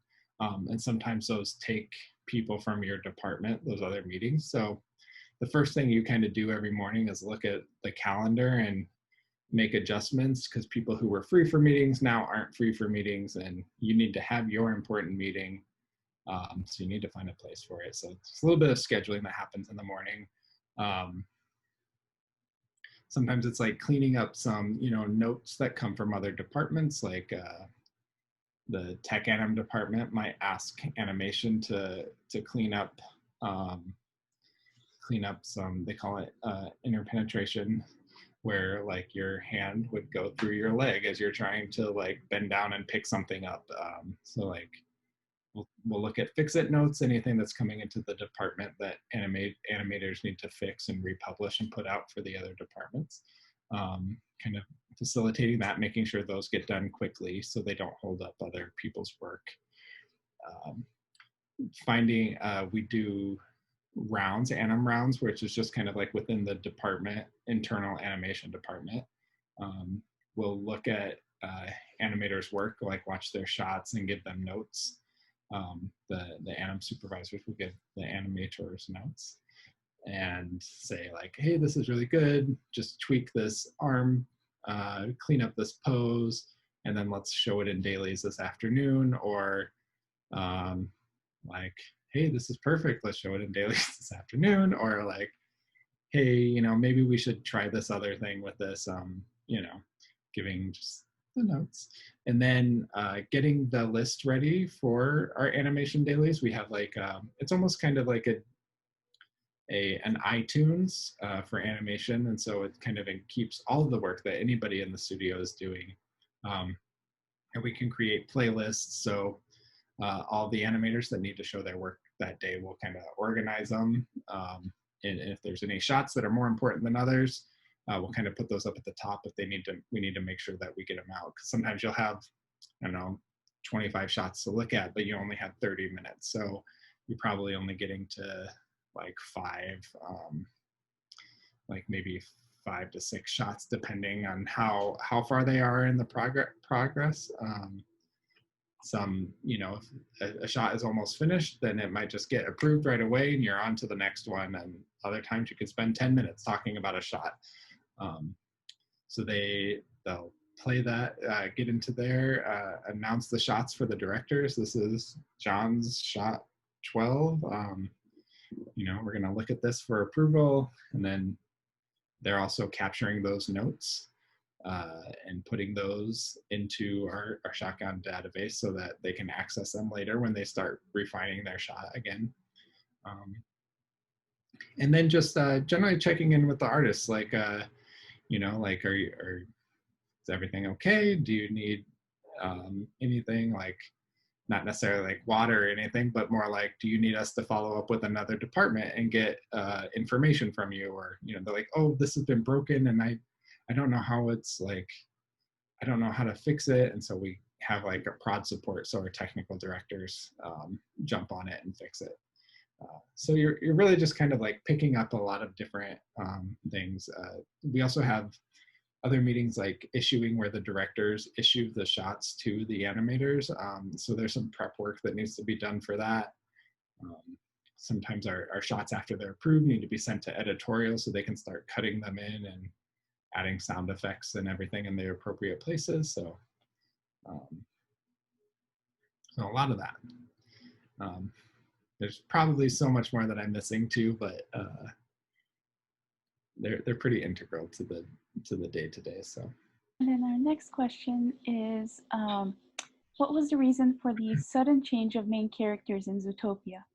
Yeah. I hope I'm not speaking out of turn here, but they primarily, so Nick Wilde was the main character, and when you start the movie, you're looking at everything through his eyes, and he's a little disenchanted with the world. Like, so the first time you're seeing Zootopia, that's a pretty crummy place to live and not very exciting. And it's like, so you're already hating already hating the world, and the movie hasn't even started. Like, you're just getting into it. So what they did was kind of, you know, in that story too, it's like you start out with Nick and then he meets this super like positive rabbit, Hops.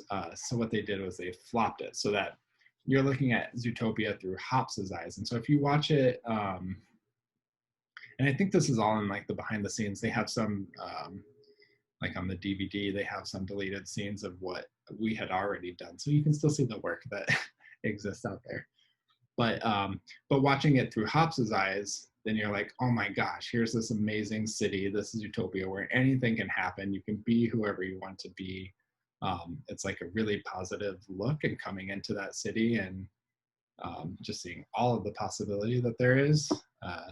So it was really just kind of getting a more positive outlook and making sure that this is a place that you want to spend the next 90 minutes, as opposed to dreading the next 90 minutes in it. But that doesn't mean it was a shock for everybody because we had done quite a bit of, I think 2 or 3 sequences were finished before, or almost finished before that happened. Someone also asked how recruiters find artists on Instagram. I'm not sure if this is within your Oh yeah. breath. And if you use the hashtag Disney, would you be more likely to be found? This is purely guessing here, and I actually don't know a lot of our recruiters because we had a little bit of turnover. So how they're doing some of this, I'm not really sure. And our worlds are a little bit different until somebody is getting hired in our position. So that's kind of why I'm not that certain. Like we sit on completely different floors, but it is possible, I guess, that they could find an artist on Instagram, but I think most of our artists that are applying. So we're kind of looking at the portfolios that get sent in when like job openings open up. There again, I could be totally wrong, but I think very rarely are we out searching for somebody unless we have an opening. So I think the best bet, if you are interested in applying, the best bet is to just monitor the website and apply when you see an opening and submit your portfolio there. As far as using the hashtag Disney, I don't think you would get anything from Disney on that, because I would assume if you're using the hashtag Disney that you're like just a Disney fan and you're posting like fan art or something, or reposting Disney content, but probably not doing original drawings that would entice someone from Disney to want to hire you. But yeah, my advice would be to watch that the careers website and look there. I was going to mention, because I think we had talked maybe in one of the other panels before, but about people wanting to join like the production management role to get into any of the artistic roles. I will say that it's not like, I mean, it has happened before. Usually in those situations, it's been like somebody who had gone for some, like they were an animator, like somebody who had been an animator and then just kind of like wasn't really making much headway at it and decided that wasn't really the path for them, and then got into the production department and started working in production because they still wanted, like me, wanted to be involved but without actually doing the artwork, and then kind of found that like, oh, you know what, I do really miss this and I think I do want to do this, but they in that situation though, it's not a one like you're in the door and now you got the job. You still have to usually apply through the unless you're an established animator, apply through the trainee position. So you give up your production management job and apply to the production or like the trainee program, and then if you like you could get in that, and then if you don't get that, then you're out of a job, both ways. So it's they generally want people who want to do production, again, because we do put in a lot of effort and a lot of training and kind of to build you up as a production management assistant or supervisor, coordinator, and then to like invest a year or 2 years or 3 years, depending how long that is, and then all of that knowledge goes away when you become an animator or jump into the artistic range. I mean, hopefully you're using what you learned to help aid your production people. So if you think you might want to just try to get into production management in order to just get in and become an animator or a biz dev artist or whatever, that usually doesn't happen too much. And typically some of the recruiters and stuff might kind of see some of that but we do have a lot of people who have gone to animation school or art school. Like we have former storyboards who are production coordinators, and like former storyboard artists who are production coordinators, or former animators who are production supervisors and assistants and stuff. And some of that knowledge is like really good actually for our department, because you know a little bit of what it takes to get the work done. So that's super helpful. Oh, I see a question. Do I know when Disney will have internship openings? And I do not. I think there are a couple trainee and also I'm again removed from this department, so but I think our internship and trainee programs are like synonymous with each other. So if you see something that's like a Disney trainee thing, I think that is our internship. But I think there's a couple that are posted on the Disney Animation Careers website now, so feel free to check that out. I don't know what they're for, but maybe they're of interest to you. I will also add to that Rise Up Animation, you can find them on Instagram, is a great resource. I know I talk mostly about production management, but they have animators and artists, biz dev artists and from all different studios, not just Disney, on there, that are giving portfolio reviews and information and like one-on-one conversations and stuff, primarily to help increase people of color and diversity like in our ranks. So I would highly suggest if you can, and a lot of those screening or panels and conversations that they have too aren't just for people of color. So feel free to jump in there and like listen and get that information, because it is for everybody. And I think their main form of communication though is animation or Instagram. So Rise Up Animation on there. I just wanted to chime in and say I think Disney has a character design position that is open. I'm not sure if it's still open, because I know a lot of positions that like go up for a little bit of time and they'll close once they got a certain number of applicants. So if any of you in the audience here are interested in that, please check out the Disney Careers webpage. Yeah. Someone asked, is it normal for stories to change at the last minute, like what happened to Zootopia? Sometimes. It's not always ideal, but animation is sort of a modular process. Like sequences get approved, and it's not like here's all of Zootopia, it's all now in production. It's a sequence here and a sequence here, and you're kind of working in pieces. And then sometimes as you're moving through, the new pieces get better and the old pieces don't really line up. So that's why you have to go back and change things. They try not to do it, but also in the effort of like putting the best thing on screen, like you don't want to just say, oh, it's good enough, and put that out there. We're always trying to put the best foot forward. So I think change is normal. Last minute change is like, we try to avoid that if we can. But it does happen, but we try not to make a habit of it. What is the process like moving between films? How long do you typically stay with the production before moving to another film? Typically, depending what department you're in. So like for marketing,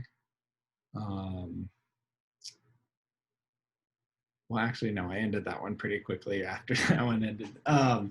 So it kind of depends, because there are some marketing things that go on after a film wraps. And usually there's about a 2 to 3 month post-production period. So like if a film is coming out in November, it kind of needs to be done in August, September area. So that post-production can do all the score recording, sound effects and mixing, all that, and dubbing for international markets and all of that good fun stuff. So like animation might finish in August for the film, but there might be some additional marketing, like animation being done for commercials or toolkits or for the stuff that you would see like on Times Square, like or kind of like any kind of advertisements that would carry on into the home video release or something. So you might stay on for about a month or so after that to kind of wrap those shots up. And then our films are usually overlapping a little bit. So as one is starting to wind down, another one is ramping up.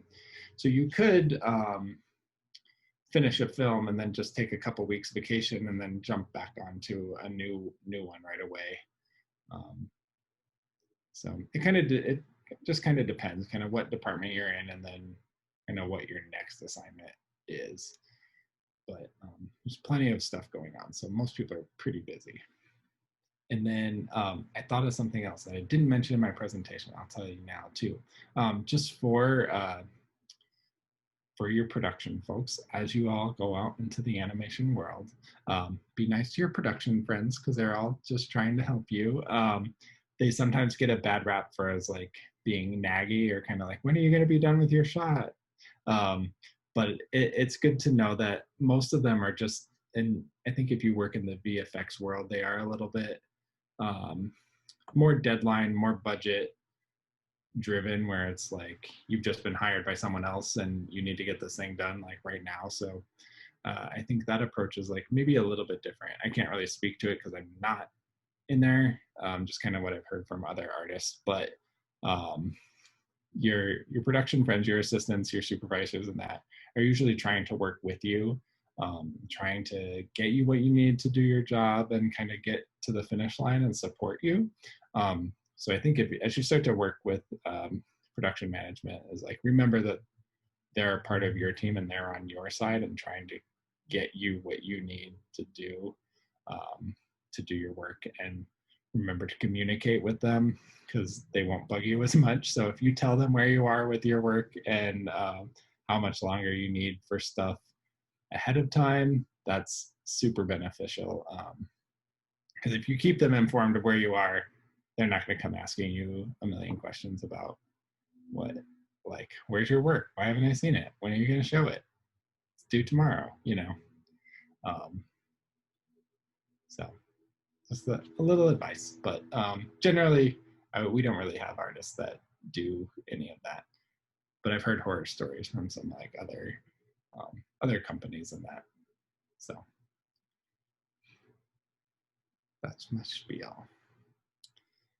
Have I ever coordinated with organizations like Exceptional Minds? And if so, what was that like? I don't know what Exceptional Minds is, so I'm gonna say no. But it sounds cool. And I'll look it up after this. But I don't know. I did not. I actually have a question. I don't Yeah. know if you have the answer, but I'm curious on like on a typical production, on average, what percentage of the story artists are like full-time employees of the studio, and what percentage are more to be like freelance or part-time? Generally, I think most of ours are employees of the studio. Okay. They don't. We have short-term hires every now and again, and that's kind of, those things kind of come into play when like something like Zootopia, there's a lot of change, and then all of a sudden there's a lot of work to get done in a short amount of time, and it's the only way. We can't really push our release dates. That's very expensive to do that. So the only way to kind of get that stuff done is to hire more people to do that work. And usually when those people come in, they come in as a short-term hire. And that's part of their deal. So they know that I'm only here for this short amount of time. There's always a potential that somebody could leave in that time and then that person could get hired, or that's usually kind of a larger studio head count kind of decision. But I think most of our storyboard artists and pretty much all of the artists are studio employees, though. They don't typically do the freelance thing, as far as I know. Cool. No, yeah, that's great to know. Thank you. Okay. Well, thank you so much. I appreciate you all taking the time, especially if you were in the film festival, to listen to little old me. Um, I really appreciate it, and I mean, obviously, I love Disney. I think most people like Disney. So if I'm able to share and just like share my passion and share the work that we do, makes me happy. So thank you all for taking time listening, and good luck on your projects. I hope they all turn out really, really well and finish in time or sooner so that you can take a nap. Thank you so much, Nick, for taking time out of your very busy production schedule to come speak with us and share about your experiences and what you've learned on the job. Yeah, my pleasure. So much. All right. Thank Well, you. have a good night, everybody. Good luck. Good night, everyone. Have a good one.